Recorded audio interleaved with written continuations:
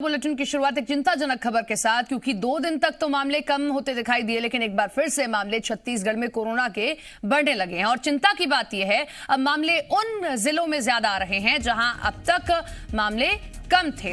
अब नए मामलों की संख्या इन जिलों में बढ़ रही है। बीते 24 घंटे में प्रदेश में 98 नए केस सामने आए। इस दौरान रायगढ़ में 11, कोरबा में 10, जांजगीर में 15, जशपुर में 9, बस्तर में 10 मरीज मिले।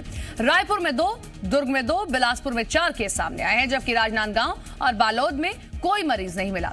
माना जा रहा है कि जिन जिलों में पहले ज्यादा मामले आ रहे थे उनमें प्रशासन की सख्ती का असर हुआ। मामलों की संख्या अब यहां कम हो गई है। ऐसे में अब दूसरे इलाकों को भी लेकर सतर्क रहना जरूरी है। तो छत्तीसगढ़ से खबर आप देख रहे हैं, जहां पर कोरोना संक्रमण की रफ्तार 2 दिनों तक घटने के बाद अब बढ़ने लगी है। गुरुवार को प्रदेश भर के 98 लोगों में संक्रमण की पुष्टि हुई। कोरोना से किसी मरीज की मौत की खबर नहीं है। फिलहाल ये अच्छी बात है, लेकिन अभी भी सतर्कता जरूरी है। एक दिन पहले यानी बुधवार को नए मरीजों की संख्या केवल 83 थी। चिंता की बात यह है कि वो जिले जहां पर मामले अब तक कम थे, वहां पर मामले बढ़ने लगे हैं, वहां से ज्यादा मामले सामने आए हैं। लिहाजा जरूरी है कि अब उन इलाकों में भी सतर्कता बरती जाए।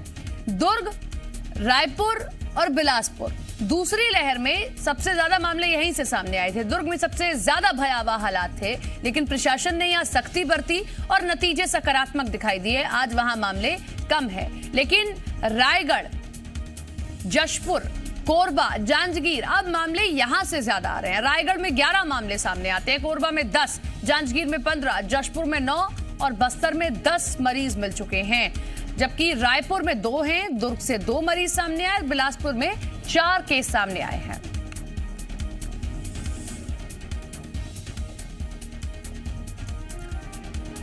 रजनी हमारे साथ, हमारी सहयोगी लाइव जुड़ रहे हैं, उनका रुख कर लेते हैं। रजनी, जिन इलाकों में हमने देखा, दुर्ग में, रायपुर में, बिलासपुर में दूसरी लहर में सबसे ज्यादा मामले सामने आए थे, यहां प्रशासन ने सख्ती बरती, सकारात्मक परिणाम दिखाई दिए, लेकिन इस दौरान कुछ इलाके छूट गए। अब वहां मामले ज्यादा सामने आ रहे हैं। किस तरीके से प्रशासन यहां पर सख्ती बरत रहा है और क्या तैयारी है आगे लड़ने के लिए कोरोना से?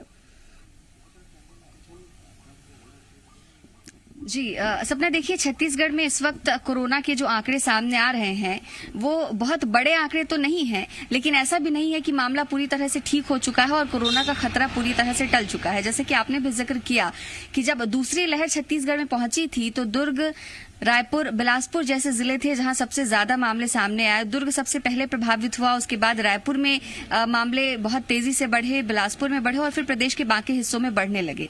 इस बार जो तीसरी लहर की आहट का खतरा है, उसमें सबसे ज्यादा खतरा इस बात का भी है कि शहरी इलाकों से नहीं, बल्कि जो ग्रामीण इलाके हैं और खासतौर से जो आंध्रा और तेलंगाना के बॉर्डर वाले इलाके हैं छत्तीसगढ़ में, बस्तर और उसके आसपास के इलाके, वहां पर संक्रमण बढ़ सकता है। एपी स्ट्रेन का खतरा जब आया था उस वक्त भी बस्तर को लेकर चिंताएं बढ़ी थी, और अब जो आंकड़े आ रहे हैं उसमें भी बस्तर में मामले सबसे ज्यादा नजर आते हैं। बस्तर, बीजापुर, सुकमा जैसे जिले जो हैं वहां पर मामले बढ़ते नजर आते हैं। हालांकि 10 का आंकड़ा कोई बहुत बड़ा आंकड़ा नहीं है, लेकिन चिंता इस बात की है कि आंकड़ा आगे ना बढ़े। इसको लेकर प्रशासन अपनी तरफ से तैयारियां कर रहा है।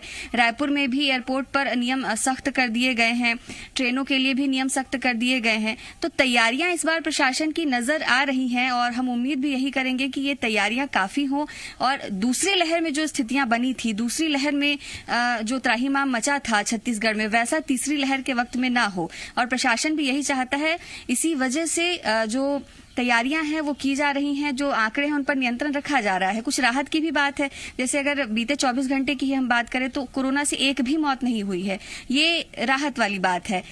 और यही स्थिति आगे भी बनी रहे और मामलों में कम जो है तेजी आए, इसके लिए प्रशासन की तैयारी अपनी तरफ है। लोगों को भी अभी सतर्कता बरतनी होगी और ये समझना होगा कि अगर मामले कम हो रहे हैं इसका मतलब ये नहीं है कि कोरोना का खतरा पूरी तरह से टल गया है। सावधानी उन्हें अब भी रखनी है। निश्चित तौर पर यह आंकड़ा छोटा है, लेकिन यही आंकड़ा एक-एक कर बढ़ता है और उसके बाद में स्थिति भयावह होती दिखाई देती है। जरूरी है कि पहले से सावधानी, सतर्कता प्रशासन भी बरते और जनता की भी जिम्मेदारी उतनी ही होती है।